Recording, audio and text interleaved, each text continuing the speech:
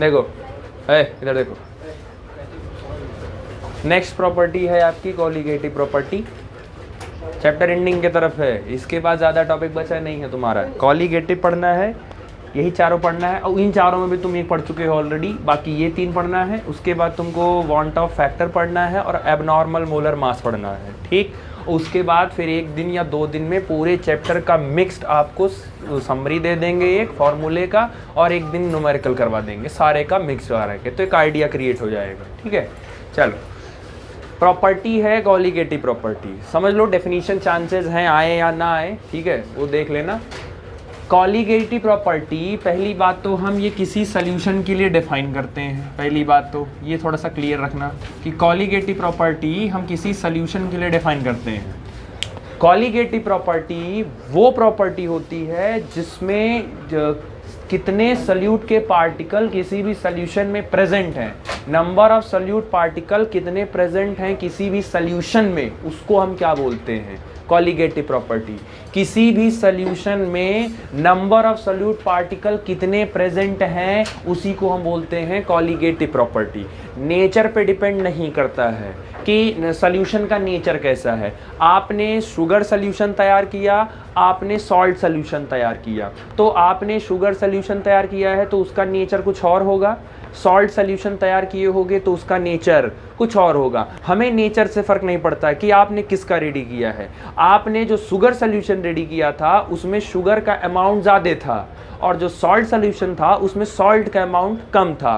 तो number of solute particle किस में जाते हैं, शुगर सॉल्यूशन में कि सॉल्ट सॉल्यूशन में? शुगर सॉल्यूशन में। शुगर सॉल्यूशन में शुगर ज़्यादा डाले हो तो सॉल्यूट पार्टिकल ज़्यादा होंगे, और जो सॉल्ट सॉल्यूशन में है उसमें सॉल्ट कम डाले हो तो उसमें सॉल्यूट पार्टिकल कम होंगे। तो जिसमें ज़्यादा होंगे, जिसमें सॉल्यूट पार्टिकल ज़्यादा होंगे बेसिकली जिस सॉल्यूशन के लिए, उसी सॉल्यूशन के लिए बेसिकली डिफाइन क्या करते हैं हम, कॉलिगेटिव प्रॉपर्टी। 4 होती है, जिसमें पहला है आपका relative lowering in vapour pressure, second है आपका elevation in boiling point, third है आपका डिप्रेशन इन फ्रीजिंग पॉइंट, और लास्ट है आपका ऑस्मोटिक प्रेशर। जिसमें से पहला पढ़ चुके हो relative lowering in vapour pressure, एक आपको शॉर्ट में अगर याद हो, इसको कब पढ़ाए थे, इधर देखो, इसको कब पढ़ाए थे, इसको हम पढ़ाए थे कि उसमें एक तुमने सब्सटेंस कैसा लिया था, वोलाटाइल, और उसमें एक क्या मिक्स किया था, नॉन वोलाटाइल मिक्स किए थे, ठीक है, एक वोलाटाइल नॉन वोलाटाइल को मिक्स किए थे, तो शायद याद होगा मोल फ्रैक्शन कैलकुलेट किए थे। अब याद करो, lowering in vapour pressure, vapour pressure को क्या करना है, कम। तो वेपर प्रेशर को कम करने के लिए मतलब आपको डिफरेंस लेना पड़ेगा, प्योर में ज़्यादा होता है कि सॉल्यूशन में ज़्यादा होता है वेपर प्रेशर, प्योर में ज़्यादा होगा। तो प्योर में ज़्यादा होगा तो उसके लिए सिंबल क्या लिखोगे, PA0, क्योंकि सॉल्यूशन किसका बनता है, सॉल्यूट का और सॉल्वेंट का, जिसमें सॉल्यूट को सिंबल क्या देते आए हो स्टार्टिंग से, B, और सॉल्वेंट को क्या देते आए हो, A। तो क्योंकि सॉल्वेंट आपका वोलाटाइल था और सॉल्यूट आपका नॉन वोलाटाइल, तो यही वोलाटाइल था ना, तो इसी का प्रेशर प्योर हो गया, माइनस जब इसमें सॉल्यूट पड़ जाएगा तो उसका प्रेशर, अपॉन रिलेटिव तब लगाते हैं जब ओरिजिनल से ही डिवाइड किया जाता था, तो ये हो जाता था PA0, बाकी मोल फ्रैक्शन आप कैलकुलेट करते थे, ठीक। तो इसका करा दिया था। हाँ, न्यूमेरिकल बचा है इसका, इसको हम एक सेपरेट लेक्चर में करा देंगे। नेक्स्ट आता है एलिवेशन इन बॉइलिंग पॉइंट, तो जिसमें एलिवेशन शब्द का मतलब क्लियर रखो, एलिवेशन शब्द का मतलब होता है इंक्रीज, बढ़ना, ठीक है, एलिवेशन शब्द का मतलब है इंक्रीज होना। डिप्रेशन, डिप्रेशन शब्द का मतलब होता है डिक्रीज, तो डी से डिप्रेशन, डी से डिक्रीज, याद रखना, आसान रहेगा थोड़ा। और लास्ट है फिर ऑस्मोटिक प्रेशर आपका, इसमें आपको जनरली ऑस्मोसिस और डिफ्यूजन पढ़ना है। तो बेसिकली 4 लोग हैं जिनमें से पहला पढ़ चुके हो, बाकी ये 3 लोग हैं इसमें, समझ आया, क्लियर हुआ, ठीक। चलो, पहली हेडिंग है तुम्हारी एलिवेशन इन बॉइलिंग पॉइंट।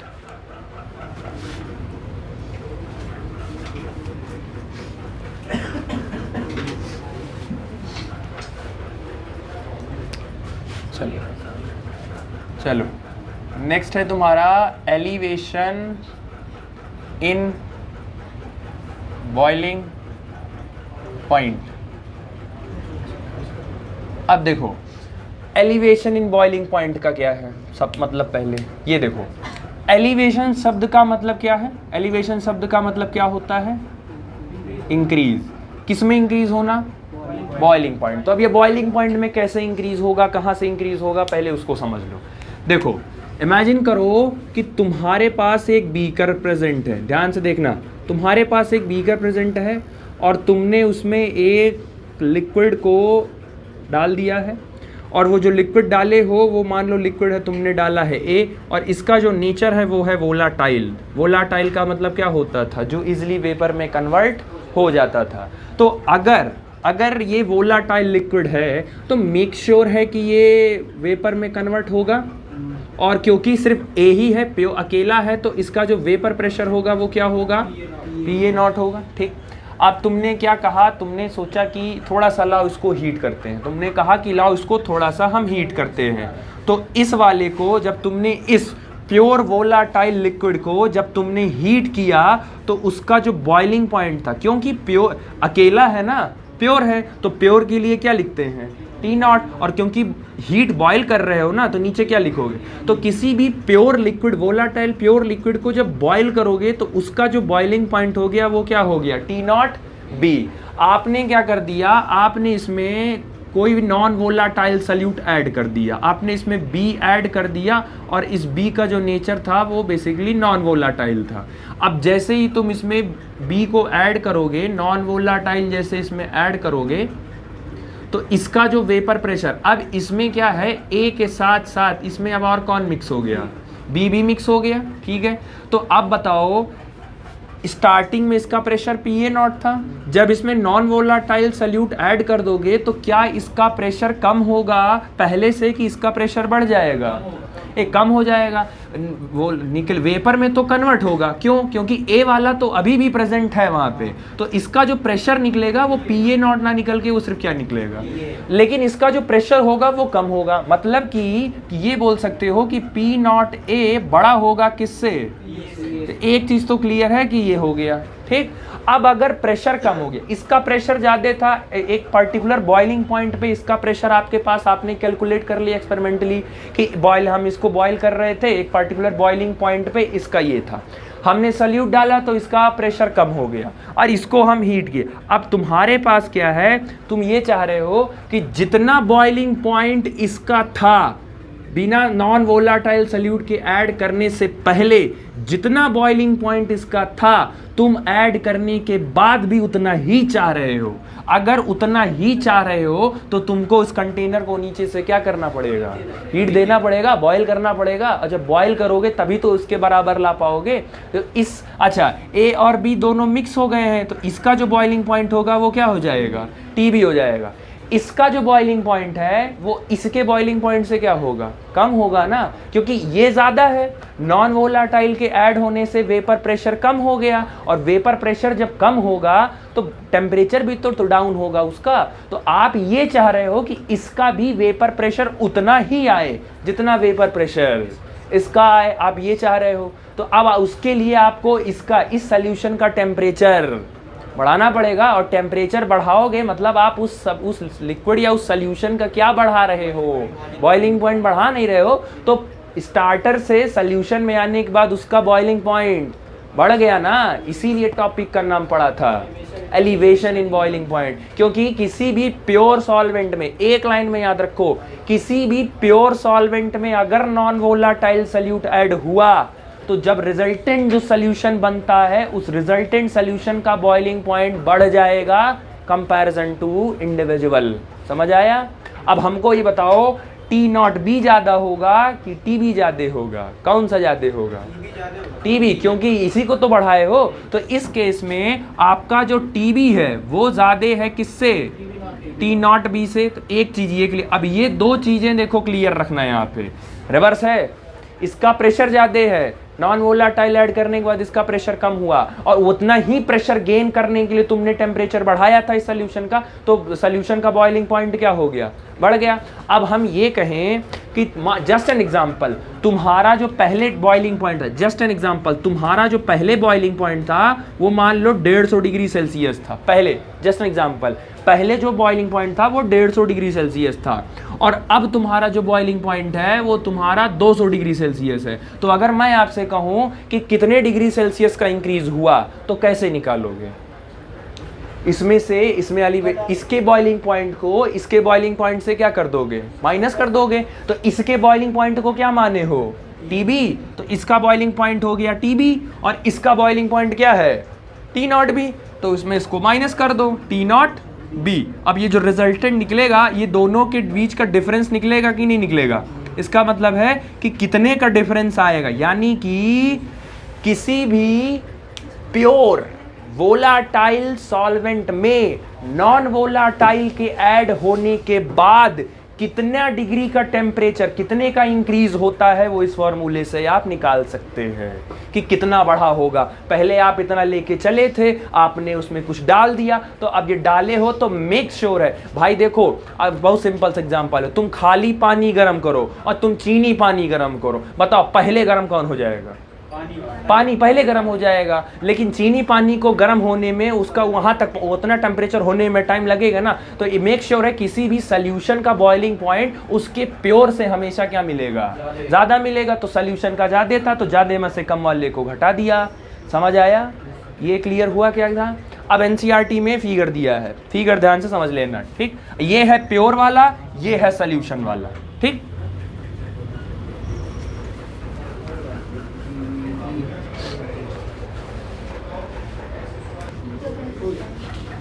चलो एनसीईआरटी में फिगर दिया है। अब ये जो फिगर है ये ऑलमोस्ट बच्चों को समझ नहीं आता है, तो ध्यान समझना। वेपर प्रेशर रखे हो वाई एक्सिस पर, ध्यान से समझो, बाकी बातें बाद में करना। टेम्परेचर रखे हो एक्स एक्सिस पर, पहली बात फिजिक्स में पहले ही पढ़ा दिया गया था। एक्स एक्सिस पे हम उस क्वांटिटी को रखते हैं जो किसी पे डिपेंड नहीं करती है, जो इंडिपेंडेंट होती है, और वाई एक्सिस पे हम उस क्वांटिटी को रखते हैं जो एक्स वाली पे डिपेंड करती है। मतलब कि वेपर प्रेशर किस पे डिपेंड कर रहा है।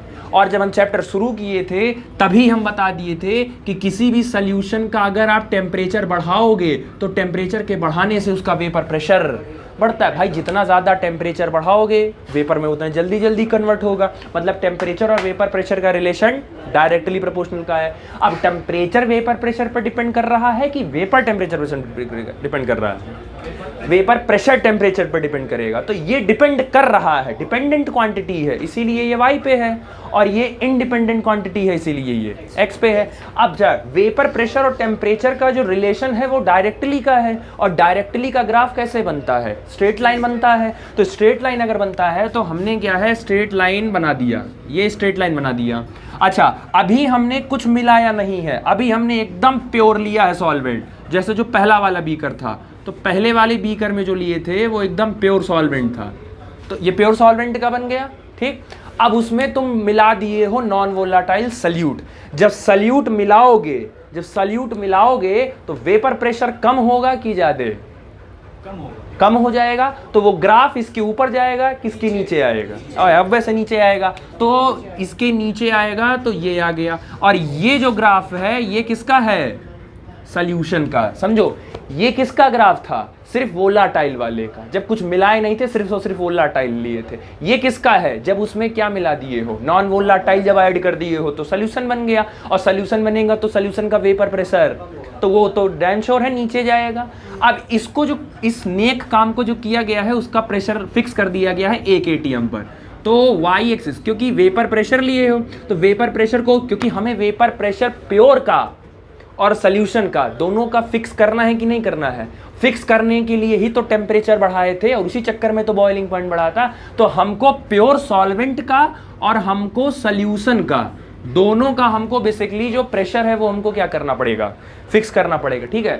थोड़ा ग्राफ आगे कर दो ताकि वो क्लियर रहे, ये थोड़ा सा ऊपर कर दो ताकि ये सेम रहे, क्योंकि दोनों प्योर सॉल्वेंट का और सॉल्यूशन का दोनों का वेपर प्रेशर आपको क्या करना है, बराबर। और इसी को बराबर करने के लिए ही तो सॉल्यूशन का बॉइलिंग टेम्परेचर बढ़ाए थे और बॉइलिंग पॉइंट बढ़ गया था। तो प्योर सॉल्वेंट का और सॉल्यूशन का प्रेशर फिक्स कर दिए, कितना, 1 atm प्रेशर फिक्स कर दिए। अब दोनों का जरा टेम्परेचर चेक करो, इसका प्योर सॉल्वेंट का ये आएगा। अच्छा, प्योर सॉल्वेंट का टेम्परेचर कितना था, T0B, और सॉल्यूशन का कितना था, TB। अब ग्राफ में भी देखो, एक्स एक्सिस में जितना आगे जाओगे वैल्यू उतनी बड़ी होगी। तो टी बी बड़ा कि टी नॉट बी बड़ा? तो यहाँ से ग्राफ से भी क्लियर है कि टी बी बड़ा है और टी नॉट बी छोटा है। तो ग्राफ भी आपको वही एक्सप्लेन कर रहा है कि टी बी बड़ा है, उसमें से टी नॉट बी को माइनस कर दिए, दोनों को जो माइनस किए तो उसका हमें क्या निकल गया? डिफरेंस निकल गया। तो ये जो डिफरेंस निकला है वो इन्हीं दोनों के बीच का, ये जो एरिया बीच का आया है, ये इसी को बोलते हैं क्या? Delta T B. समझ आया? तो ये एक्चुअल इतना जो एरिया बीच में ये जो आ रहा है, ये जो एरिया बीच में आ रहा है, यही एरिया आपका डिफरेंस इन टेम्परेचर आया, डिफरेंस इन बॉइलिंग पॉइंट आया है प्योर में और वोलाटाइल में, सॉल्यूशन में। समझ आया? क्लियर हुआ? ये था थ्योरेटिकली जो हमने किया, जो हमने परफॉर्म किया, ये थ्योरेटिकली था। बाद में हमने इसको एक्सपेरिमेंटली चेक किया। तो इसको जब हमने एक्सपेरिमेंटली चेक किया, लेकिन उससे पहले एक टॉपिक और आ रहा है, ये इसको एक्सप्लेन तो कर दो, बॉइलिंग पॉइंट को एक्सप्लेन। ये तो बता दिए ना कि नॉन वोलाटाइल के नॉन वोलाटाइल सॉल्यूट के डालने से उसका टेम्परेचर बढ़ा, और टेम्परेचर के बढ़ने से उसका क्या बढ़ गया? बॉइलिंग पॉइंट बढ़ गया। तो पहले बॉइलिंग पॉइंट एक्सप्लेन तो कर दो। बॉइलिंग पॉइंट समझो क्या होता है। बॉइलिंग पॉइंट का मतलब होता है किसी भी सॉल्यूशन का वो टेम्परेचर, ध्यान से सुनना, किसी भी सॉल्यूशन का वो टेम्परेचर जिस पे उस सॉल्यूशन का वेपर प्रेशर और एटमॉस्फेरिक प्रेशर या तो इक्वल हो जाए या तो बड़ा हो जाए। समझ आया? किसी भी सॉल्यूशन का, जैसे तुम्हारे पास एक सॉल्यूशन है, मान लो A, ठीक, एक सॉल्यूशन है तुम्हारे पास A। अब इसका वेपर प्रेशर और जो एटमॉस्फेरिक प्रेशर है उसको मान लो ATM। तो ये एटमॉस्फेरिक प्रेशर हो गया और ये उस सॉल्यूशन का वेपर प्रेशर हो गया। तो किसी भी सॉल्यूशन का वेपर प्रेशर या तो एटमॉस्फेरिक प्रेशर के बराबर हो जाए या उससे बड़ा हो जाए। ये कंडीशन जिस टेम्परेचर पर होगा वो टेम्परेचर क्या बन जाएगा? Boiling point. तो एक सिंपल सा बोल सकते हो कि वो टेम्परेचर, किसी भी सॉल्यूशन का वो टेम्परेचर जिस पे किसी सॉल्यूशन का वेपर प्रेशर उसके एटमॉस्फेरिक प्रेशर के बराबर हो जाए या उससे बड़ा हो जाए। तो ये नेक काम जिस टेम्परेचर पर होगा उसी को हम क्या बोलोगे?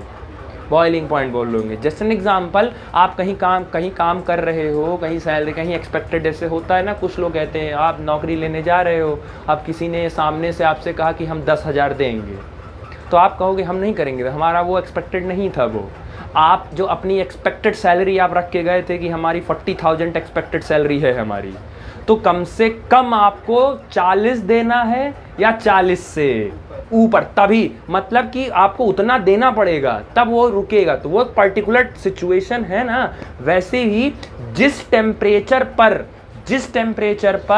किसी भी सॉल्यूशन का वेपर प्रेशर एटमॉस्फेरिक प्रेशर के या तो बराबर हो जाए या तो उससे बड़ा हो जाए, उस टेम्परेचर को क्या कहते हैं? बॉइलिंग पॉइंट कहते हैं। समझ आया? क्लियर हुआ?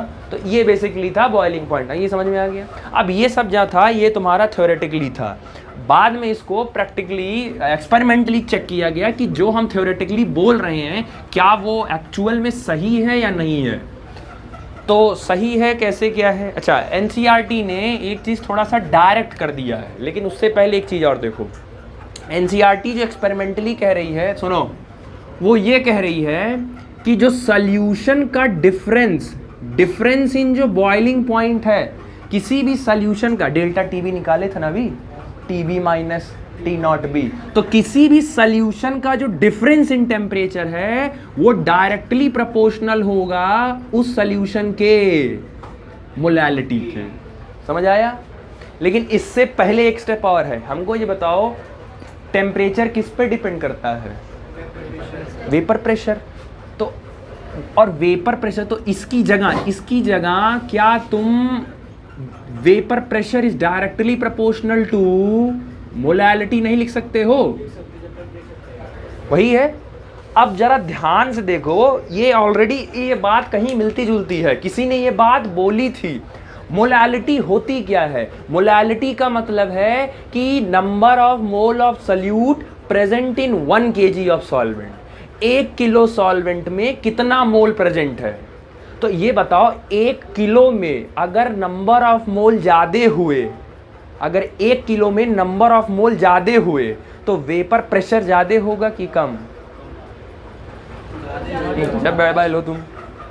अगर 1 किलो सॉल्वेंट में मोल ज्यादा हैं, इसका मतलब लोग ज्यादा हैं। अब अगर लोग ज्यादा होंगे तो प्रेशर ज्यादा लगाएंगे ना। अब एक तरफ से 5 लोग लड़ने आ रहे हैं, एक तरफ से 25 लोग आ रहे हैं, तो किधर का प्रेशर ज्यादा रहेगा भाई? 25 वाले प्रेशर 5 वाले ज्यादा बनाएंगे ना। तो समझो 1 किलो सॉल्वेंट में जितने ज्यादा मोल होंगे, मतलब उतने ज्यादा पार्टिकल हैं वहां, और जितने ज्यादा पार्टिकल होंगे उतना ज्यादा प्रेशर लगेगा कि नहीं लगेगा? इस बात को ऑलरेडी कोई पहले ही बता चुका है, किसी लॉ में एक्सप्लेन कर दिया जा चुका था। कौन सा लॉ था? पहले ही पढ़ चुके हो लॉ कि the partial vapour pressure of a solution is directly proportional to the mole fraction. Raoult's law ही तो बोले थे कि किसी भी सॉल्यूशन का मोल फ्रैक्शन डायरेक्टली प्रोपोर्शनल होगा उसके पार्ट। जितना ज्यादा मोल फ्रैक्शन होगा उतना ज्यादा। तो चाहे मोल फ्रैक्शन बोलो, क्योंकि मोल फ्रैक्शन और मोलैलिटी क्या है? कंसंट्रेशन मेजर करने का एक तरीका ही है। बस कोई मोलैलिटी से मेजर करता है और कोई। आपको लखनऊ जाना है तो आप चाहे कार से जाइए, चाहे आप बस से जाइए, चाहे आप पैदल जाइए, मीन्स ऑफ ट्रांसपोर्ट, तीनों के तीनों मीन्स ऑफ ट्रांसपोर्ट ही है। तो जाना है आपको, मीन्स ऑफ ट्रांसपोर्ट है। वैसे ही किसी भी सॉल्यूशन का कंसंट्रेशन मेजर करने का तरीका था मोलैलिटी, मोल फ्रैक्शन। तुमको जिससे तीनों का जो सारांश निकल रहा है, तीनों की जो समरी है वो सेम ही है, बस अकॉर्डिंग टू सिचुएशन हम अलग अलग जगह यूज करते हैं। अगर सोल्यूशन होगा तो मोलैलिटी यूज करोगे, सॉल्वेंट होगा तो मोलैलिटी यूज करोगे, और मोल के साथ खेलना होगा तो मोल फ्रैक्शन यूज करोगे बेसिकली। तो आप ये बोल सकते हो ना कि molality is directly proportional to vapour pressure. समझ आया? क्लियर हुआ?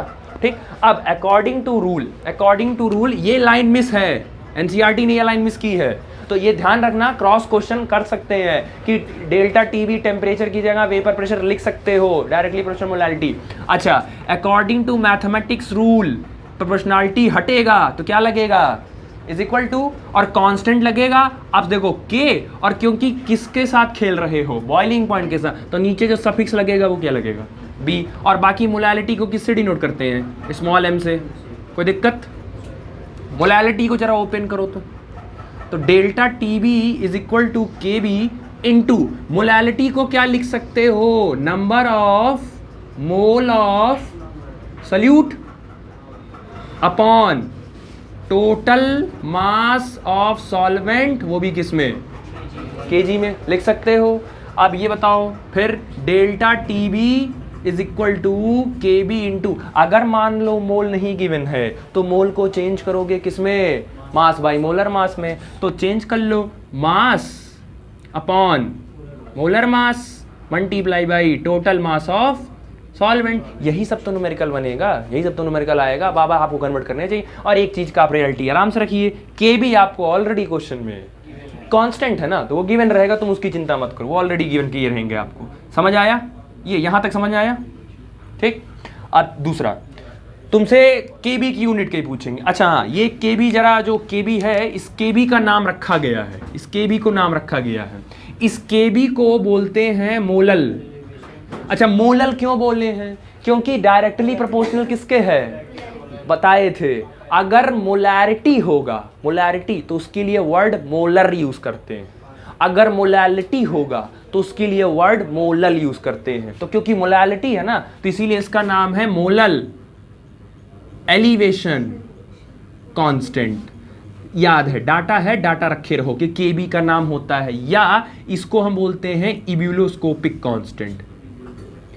इब्यूलोस्कोपिक कांस्टेंट, स्पेलिंग गलत हुई होगी, चेक कर लेना, सही कर लेना हिसाब से। ठीक है, तो केबी को मोलर एलिवेशन कांस्टेंट भी बोलते हैं और इसको इब्यूलोस्कोपिक कांस्टेंट भी बोलते हैं। समझ आया?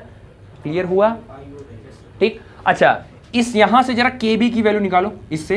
तो यहां से अगर केबी निकालोगे तो केबी इज इक्वल टू क्या लिखोगे?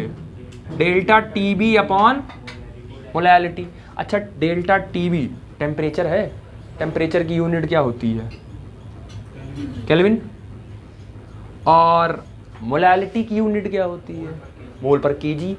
तो इसको लिखोगे मोल पर केजी, मोल पर केजी। केजी कहाँ चला गया? ऊपर। तो केल्विन, केजी और मोल ऊपर जाएगा तो पर मोल। ये किसकी यूनिट हो गई?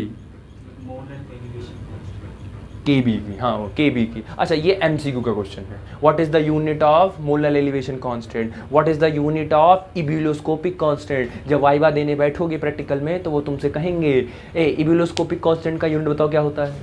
अब आधे लोग सोचेंगे ये कहाँ पढ़े थे। तो ये सब वाइवा की चीज़ें हैं। एमसीक्यू क्वेश्चन पेपर भी एमसीक्यू में आ सकता है कि केबी की यूनिट क्या होगी, तो केल्विन केजी पर मोल। समझ आया, क्लियर हुआ, कोई दिक्कत इसमें, ठीक। चलो दूसरा, केबी क्या होता है, केबी की यूनिट क्या हो गई। सेकंड, केबी जो होता है आपका ये सॉल्वेंट पर डिपेंड करता है। डाटा एक्सपेरिमेंटल है ये कि आपने सॉल्वेंट कौन सा लिया है, आपने वाटर लिया है, आपने पेट्रोल लिया है, आपने डीजल लिया है, इसीलिए तो इसकी वैल्यू ऑलरेडी आपको क्वेश्चन में गिवन होगी, क्योंकि जो वो सॉल्वेंट लिया होगा उसके अकॉर्डिंग वो उसकी वैल्यू आपको पहले से दे दिया होगा। तो ये भी ध्यान रखना कि केबी जो डिपेंड करता है वो किस में करता है, सॉल्वेंट पे डिपेंड करता है। समझ आया, क्लियर है। अब यहां तक ही एनसीईआरटी ने दिया है, एनसीईआरटी ने यहीं तक दे के छोड़ दिया है। आपको हम एक्स्ट्रा दिए हैं नोट्स में जैसे, और ये बोर्ड में नहीं आएगा क्योंकि बोर्ड में ऐसा चांस नहीं है, लेकिन वो हम आपको दे दिए हैं कि इन केस मान लो, जैसे मैंने क्या कहा कि केबी आपको ऑलरेडी पेपर में गिवन रहेगा। एकेडमिक्स में आप चिंता मत करिए, एकेडमिक्स में आपके पास ऑलरेडी केबी रहेगा, लेकिन आप पढ़ रहे हो तो थोड़ा एक्स्ट्रा ले लो, नीट का थोड़ा सा ले लो नीट का, कि अगर इन केस केबी नहीं मिला, अगर केबी नहीं रहा तो केबी निकालने का भी तरीका है, जो कि फॉर्मूला हम आपको दे दिए, दिख रहा होगा, ठीक है।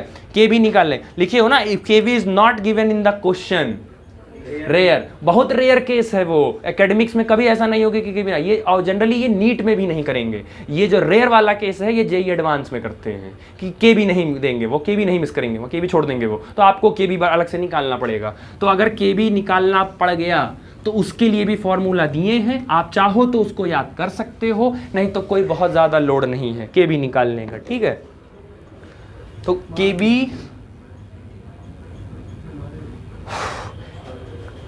केबी निकालने का बेसिकली है R into T naught B square into molar mass upon 1000 into enthalpy of vaporisation, ठीक है। तो ये ध्यान में रखना, अगर केबी क्वेश्चन में नहीं गिवन है, जो कि होने नहीं वाला है, एकेडमिक में गिवन होगा, नीट में भी गिवन होगा, जेईई मेंस में भी रहता है, ज़्यादातर ये एडवांस में ही है कि एडवांस में नहीं देंगे वो।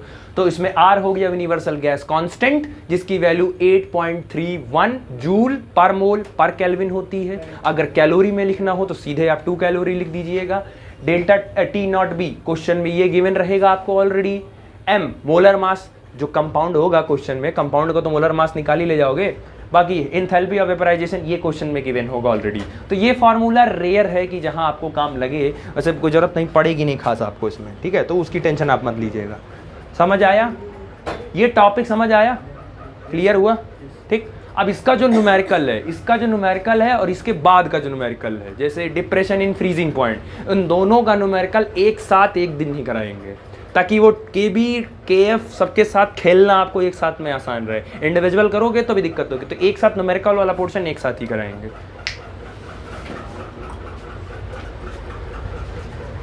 चलो नेक्स्ट है डिप्रेशन इन फ्रीजिंग पॉइंट।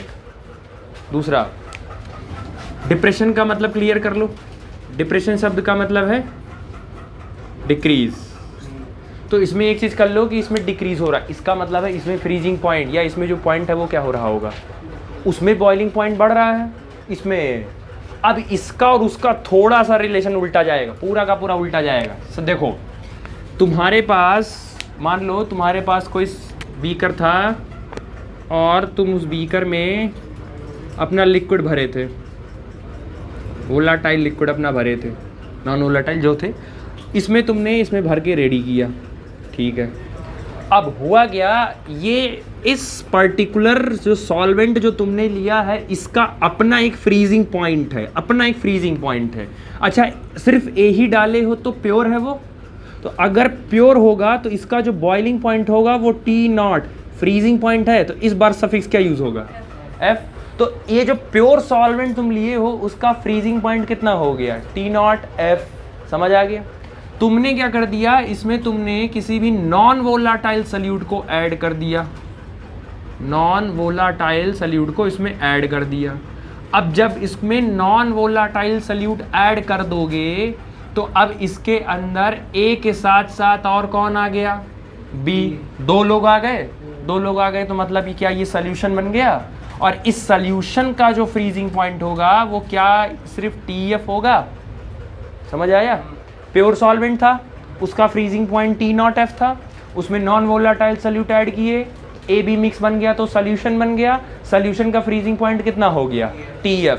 अब समझो इसमें कौन सा बड़ा कौन सा छोटा। देखो जनरली जब भी आप कोई भी सॉल्वेंट लेते हो, कोई भी लिक्विड जब आप लेते हो तो उस हर लिक्विड का अपने अपने लिक्विड का फ्रीजिंग पॉइंट अपना अपना फिक्स होता है। अब जब आपने जैसे वाटर लिया, आप इमेजिन करो, बहुत एग्जांपल, आप प्रैक्टिकल थोड़ा सोच के आंसर देना। आप क्या करो, आप एक कटोरे में पानी ले लो, ठीक है, पूरा बकायदा, और दूसरे कटोरे में पानी प्लस चीनी दोनों ले लो, दोनों को मिक्स कर लो, सॉल्यूशन बना लो। उसके बाद दोनों को एक साथ फ्रीजर में रख दो। आप बताओ पहले फ्रीज कौन हो जाएगा, सॉल्यूशन वाला कि प्योर वाला? खाली पानी पहले फ्रीज होगा कि सॉल्यूशन वाला? कौन सा पहले फ्रीज होगा? प्रैक्टिकल आंसर है पहले फ्रीज कौन? खाली पानी।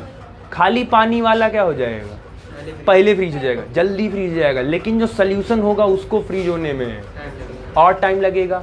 तो और टाइम लगने का मतलब है कि उसका फ्रीजिंग पॉइंट घटा कि उसका फ्रीजिंग पॉइंट बढ़ा, घटा। इस बात को क्लियर कर लो तभी आएगा समझ में, ठीक है। देखो तुम्हारे पास एक सॉल्वेंट था, प्योर सॉल्वेंट था, प्योर सॉल्वेंट है जिसका टेम्परेचर T0F है, बॉयल फ्रीजिंग पॉइंट T0F है। तुमने उसमें नॉन वोलाटाइल ऐड कर दिया तो उस सॉल्यूशन का फ्रीजिंग पॉइंट कितना हो गया, TF। यहाँ तक की कहानी समझ आई? अब पहले एग्जाम्पल समझ लो फिर अभी समझ में आया, क्योंकि तुमको पता है अभी अगला क्वेश्चन यही पूछा जाएगा कि TF बड़ा होगा कि T0F बड़ा होगा, यही। तो उससे पहले ये एग्जाम्पल दिमाग में रखो। अगर तुम खाली पानी फ्रीजर में रखते हो और चीनी पानी का सॉल्यूशन बना के फ्रीजर में रखते हो तो पहले कौन जम जाएगा, खाली पानी पहले जम जाएगा। और जिसको टाइम लग रहा है जमना, इसका मतलब है उसके लिए टेम्परेचर और गिराना पड़ेगा कि और बढ़ाना पड़ेगा, और गिराना पड़ेगा। भाई जमने के लिए टेम्परेचर गिराना पड़ता है कि बढ़ाना पड़ता है? टेम्परेचर गिराना पड़ रहा है ना। पानी पहले जम जाएगा लेकिन सॉल्यूशन, जो चीनी पानी का सॉल्यूशन उसको जमने में टाइम लग, मतलब सॉल्यूशन को जमने के लिए जो टेम्परेचर है वो और कम होना चाहिए। मतलब सॉल्यूशन का फ्रीजिंग पॉइंट कम हो गया, सॉल्यूशन का फ्रीजिंग पॉइंट प्योर वाले से क्या हो गया। तो अब आप बताओ कि T0F बड़ा कि TF बड़ा? T0F बड़ा। यानी कि इस केस में T0F freezing point of pure ये बड़ा हो जाएगा किससे, समझ आया? बॉइलिंग वाले का जस्ट रिवर्स है।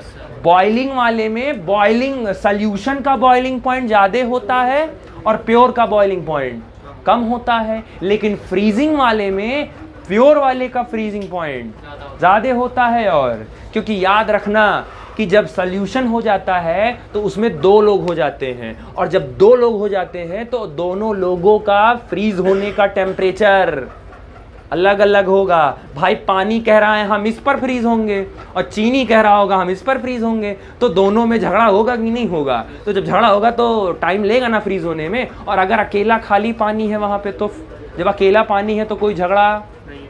अब मैगी बना, आपने बनाया, खाने वाले आप अकेले हैं तो कोई झगड़ा नहीं होगा। लेकिन अगर उसी एक पर खाने वाले दो हैं तो पहले डिसाइड होगा कि आधा आधा बंटवारा करो, पहले बराबर बांटो पहले। तो जब दो लोग हो जाएंगे तो दोनों लोगों का फ्रीजिंग पॉइंट अलग अलग होगा। तो दोनों लोग का जब अलग अलग होगा तो पहले दोनों डिसाइड करेंगे ना, तो डिसाइड करने के चक्कर में उनका टेम्परेचर और गिर जाता है। यानी सॉल्यूशन का फ्रीजिंग पॉइंट प्योर के फ्रीजिंग पॉइंट से क्या हो जाता है, कम। तो सॉल्यूशन का फ्रीजिंग पॉइंट कम और प्योर का फ्रीजिंग पॉइंट, तो T0F ज्यादा हो गया किससे? अगला काम फिर भाई डिफरेंस निकालो कि कितने का डिफरेंस आया। तो अगर यहां निकालोगे डेल्टा TF, बड़ा कौन है? बड़ा कौन है, T0F की TF? तो बड़े वाले में से छोटे वाले को माइनस कर दो, तो T0F माइनस TF। समझ आया? क्लियर आया? सिंपल एग्जाम्पल रखो, सॉल्यूशन में दो लोग हैं, तो दो लोग हैं, अब एक लोग कह रहे हैं हम इस पर फ्रीज होंगे, एक लोग कह रहे हैं हम इस पर फ्रीज होंगे। आप इमेजिन करो हम अकेले हैं, अगर नहीं समझ आया इमेजिन करो हम अकेले हैं, हम कहीं अकेले खड़े हैं और आपके साथ दो लोग हैं, ठीक।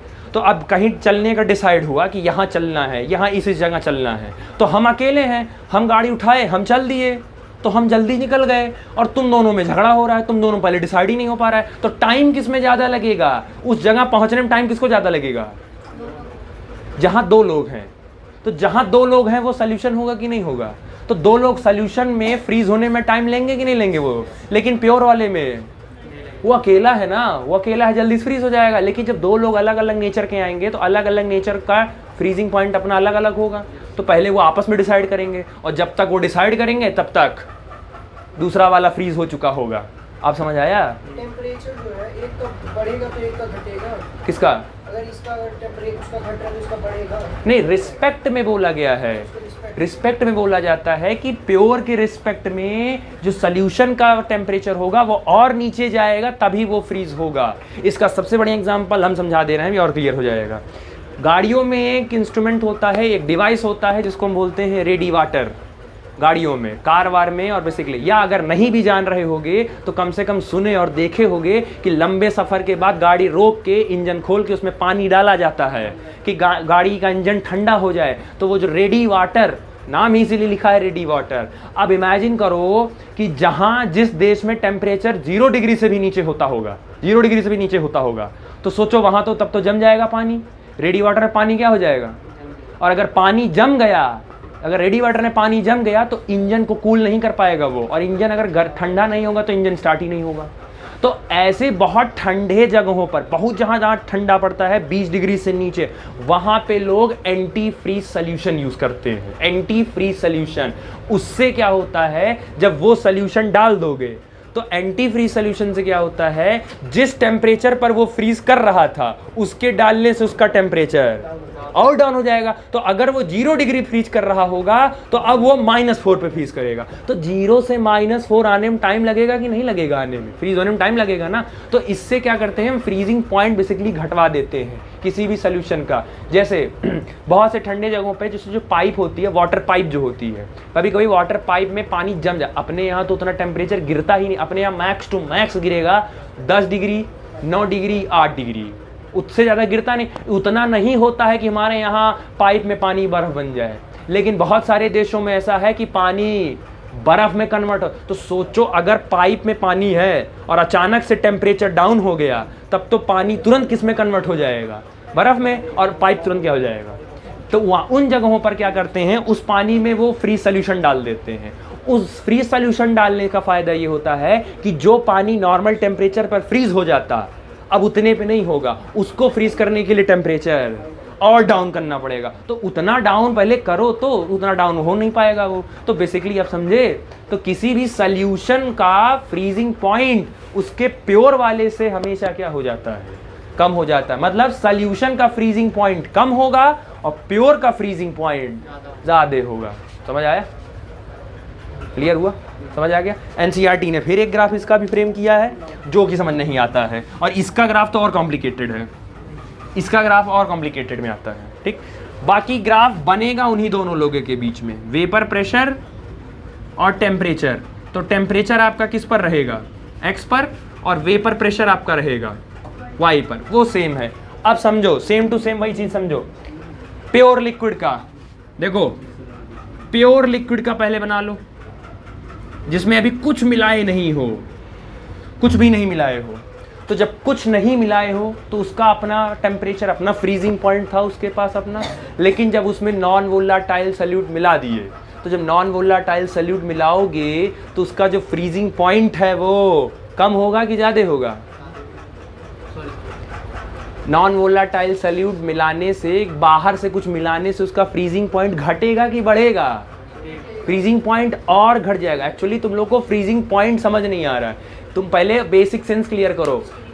कोई भी पानी 4 डिग्री से -4 डिग्री पे है और 4 डिग्री पे है, सॉलिड किस में, बर्फ किस में रहेगा। जितना 0 के करीब जाओगे वो बर्फ बनता जाएगा, जितना टेम्परेचर डाउन करते जाओगे वो बर्फ बनता जाएगा। समझ आया? तो अगर हम ये कह रहे हैं कि प्योर लिक्विड है तुम्हारे पास, तो उसका टेम्परेचर अपना कुछ होगा, लेकिन उसमें अगर कुछ मिला दिए तो क्या अब उसका टेम्परेचर, फ्रीज करने का टेम्परेचर डाउन होगा कि इंक्रीज होगा? डाउन होगा ना, क्योंकि उसको फ्रीज करने के लिए अपना टेम्परेचर और गिराना पड़ेगा। तो ग्राफ ऊपर की नीचे, इसका भी ग्राफ कहां जाएगा? तो इसका, और प्योर वाले से काफी कम हो जाएगा, मतलब इससे काफी कम हो जाएगा। तो इससे काफी जब कम होगा तो थोड़ा सा ही आगे जाएगा, थोड़ा सा आगे जाएगा ये, ठीक। अब सेम काम फिर से इसके लिए जरा फ्रीजिंग पॉइंट चेक करो, ध्यान से देखो। इसके प्योर सॉल्वेंट के लिए क्या लिखे थे? T0F, और ये सॉल्यूशन का है, जब कुछ मिला दिए हो तब का है। तो इसका फ्रीजिंग पॉइंट यहां आ गया, तो ये क्या हो गया? TF। समझ आया? अब बताओ TF बड़ा कि T0F बड़ा? T0F बड़ा। तो इसमें निकालोगे तो T0F minus TF is equal to क्या निकल जाएगा? Delta TF। ग्राफ से भी वही एक्सप्लेन हुआ, समझ आया? दूसरा, इसमें भी आता है, आपको क्या एक्सप्लेन करना है? Freezing point. अब फ्रीजिंग पॉइंट की डेफिनेशन जो लिखे हो वो मैं समझा दे रहा हूं। It is the temperature at which the vapor pressure of liquid state become equal to the vapor pressure of solid state। आपका पानी जब लिक्विड स्टेट में था तो उसका वेपर प्रेशर, और जब आपका पानी फ्रीज होते होते जब वो सॉलिड स्टेट में पहुंचा, कुछ मिलाने के बाद जब वो पहुंचा, तो जब वो लिक्विड स्टेट में था और जब वो अपने फ्रीजिंग स्टेट में, सॉलिड स्टेट में आ गया, उस समय जो दोनों का वेपर प्रेशर होगा, अगर जिस टेम्परेचर पर दोनों का वेपर प्रेशर बराबर हो गया, वो टेम्परेचर क्या कहलाएगा? Freezing point. वाटर जब अपने लिक्विड में कंडीशन में है, उसका वेपर प्रेशर। वाटर जब बर्फ बन गया तो उसका वेपर प्रेशर। तो जिस टेम्परेचर पर सॉलिड का वेपर प्रेशर, पानी वाला, और लिक्विड, पानी वाला, जिस टेम्परेचर पर दोनों का वेपर प्रेशर बराबर हो जाएगा, वो टेम्परेचर क्या बन जाएगा? Freezing point. यानी तुम्हारा जो वाटर है, ध्यान से देखो, तुम्हारा वाटर लिक्विड स्टेट में है, यही वाटर कन्वर्ट हो गया किसमें? सॉलिड स्टेट में। तो इसका अपना वेपर प्रेशर होगा और इसका अपना वेपर प्रेशर होगा। मैं कह रहा हूं, क्या इसका वेपर प्रेशर बराबर होगा? बराबर होगा। वाटर जब अपने लिक्विड स्टेट में होगा और वाटर जब अपने सॉलिड स्टेट में होगा, क्या दोनों का वेपर प्रेशर बराबर होगा? प्रैक्टिकली सोचो, स्टेट चेंज है भाई, ये लिक्विड है, ये सॉलिड है, तो वेपर प्रेशर सेम होगा? डिफरेंट होगा। लेकिन एक कंडीशन, एक टेम्परेचर ऐसा आएगा, एक ऐसा पर्टिकुलर टेम्परेचर आएगा जिसपे इन दोनों का वेपर प्रेशर क्या हो जाएगा? वो जिस टेम्परेचर पर इन दोनों का वेपर प्रेशर बराबर हो गया, वही टेम्परेचर क्या कहलाएगा? फ्रीजिंग पॉइंट कहलाएगा। अब समझ आया कि जिस टेम्परेचर पर वेपर प्रेशर लिक्विड का और वेपर प्रेशर उसी के सॉलिड का जब बराबर हो जाएगा, तो आप उसी टेम्परेचर को क्या बोलोगे? फ्रीजिंग पॉइंट बोलोगे। समझ आया? क्लियर हुआ? ठीक। अब बाकी वही छोटा छोटा है, पुराना वाला है, जो उसमें किए वही है, उसके बाद ये खत्म हो जाएगा। ठीक। बाकी न्यूमेरिकल इसमें कराना रहेगा, बाकी कुछ बचा है नहीं। सेम टू सेम वही पुराना है। आप अच्छा, experimentally delta TF is directly proportional to, क्या लिखोगे? मोलालिटी। तो delta TF is equal to K, यहां क्या लिखोगे अब? F into molality. तो अच्छा, अब यहां से ये तो एक फॉर्मूला बन गया। यहां से अब ये जो KF होता है, इस KF को बोलते हैं क्रायोस्कोपिक कांस्टेंट। क्रायोस्कोपिक कांस्टेंट या मोलल डिप्रेशन कांस्टेंट, दोनों बोल सकते हो, ठीक है। या इसको बोलते हैं मोलल डिप्रेशन कांस्टेंट। समझ आया? सेम यहां से जरा KF की वैल्यू निकालो। तो KF is equal to delta TF upon molality. Delta TF की यूनिट क्या हो गई? केल्विन। और मोलालिटी की यूनिट क्या हो गई? मोल पर kg। ये ऊपर जाएगा तो केल्विन, और kg क्या हो जाएगी? पॉजिटिव में, और मोल किस में हो जाएगा? नेगेटिव में। इज इक्वल टू किसकी यूनिट हो गई? यूनिट देखो सेम है, चाहे KB हो चाहे KF हो। अब क्वेश्चन आएगा which one of the following have same unit. तो KF और KB दोनों की यूनिट सेम होती है। इब्यूलोस्कोपिक कांस्टेंट और क्रायोस्कोपिक कांस्टेंट सेम होती है। समझ आया, क्लियर हुआ? बाकी वही पुराना है। मोलैलिटी को ओपन करोगे तो number of mole of solute upon total mass of solvent, जो पीछे किए हो वही यहाँ भी रहेगा। समझ आया? बाकी वही सेम काम इसमें भी किए हो कि अगर इन केस आपको अगर KF नहीं गिवन होगा, KF अगर नहीं गिवन होगा तो वो ऑलरेडी कैसे निकालना है वो आपको दे दिए हैं वो, और ऐसे चांसेस कम है कि आपको KF मिले कि KF क्वेश्चन में ना गिवन हो। समझ आया, क्लियर हुआ? अब एक तो चीज़ थोड़ा सा और ध्यान रखना, क्रायोस्कोपिक कांस्टेंट जैसे अभी जस्ट लेटेस्ट पढ़े हो ना तो तुरंत याद है। अभी जब कुछ दिन के बाद होगा तब यही भूलेगा कि क्रायोस्कोपिक कांस्टेंट और इब्यूलोस्कोपिक कांस्टेंट, क्रायो किस में था और इब्यूलो किस में था, क्योंकि यही फिर बाद में कंफ्यूज हो गए कि क्रायो फ्रीजिंग में था कि किस में था। तो अच्छा, इसमें तो हमको लग रहा है कंफ्यूजन नहीं होगी। मोलर डिप्रेशन कांस्टेंट तो हेडिंग में ही लिखा है और मोलर एलिवेशन कांस्टेंट तो उसमें हेडिंग में ही एलिवेशन लिखा था। फंसते बच्चे इसमें हैं क्रायोस्कोपिक और इब्यूलोस्कोपिक। तो याद करने का तरीका, पिछले वाले का टॉपिक क्या नाम था? एलिवेशन, स्पेलिंग किससे स्टार्ट हुई थी? और केबी की वैल्यू इब्यूलोस्कोपिक, तो ई से एलिवेशन, ई से एब्यूलोस्कोपिक, यहां से याद रखिएगा। ई से एलिवेशन, ई से एब्यूलोस्कोपिक। तो अगर ये क्लियर हो गया तो ऑटोमेटिक क्लियर हो जाएगा फ्रीजिंग वाले में कौन था, क्रायोस्कोपिक कांस्टेंट था। समझ आया? तो दो कॉलिगेटिव प्रॉपर्टी थ्योरेटिकल में आपका ग्राफ के साथ, और ग्राफ ऑफ जो हम बताए हैं, ग्राफ अच्छे से पढ़ के पेपर में जाना, ग्राफ पूछा जाएगा, वो सीधे सीधे ग्राफ आपसे स्केच करवाने कहेंगे। ठीक, बचा इनका न्यूमेरिकल, तो इसका न्यूमेरिकल हम सेपरेट लेक्चर में करवाएंगे। समझ आएगा? कोई डाउट?